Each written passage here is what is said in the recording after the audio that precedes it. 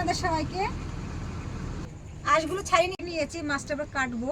কেটে নিচ্ছি, মাথাটা কাটা হয়ে গেছে। তো দেখুন পেটিগুলো কেটে নিয়েছি।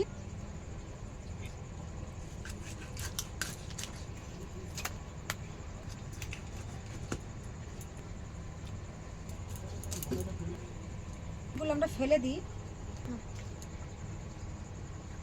মাথাটাকে কেটে নিচ্ছি, দু টুকরো করে নেবো। তারা দু টুকরো করে নিয়েছি। লবণ দিয়ে ধুয়ে নেবো, জল দিয়ে আবার ধুয়ে নিচ্ছি।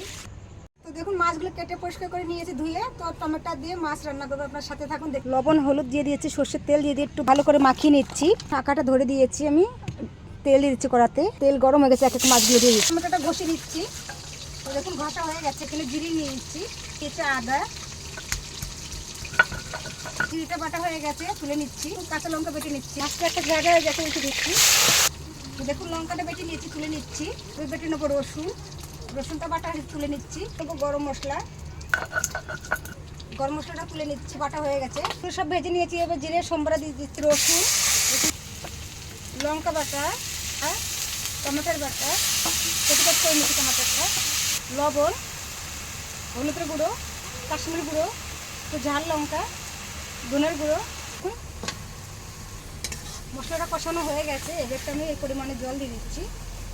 ঝোলটা ফুটে গেছে, মাছগুলো দিয়ে দিচ্ছি।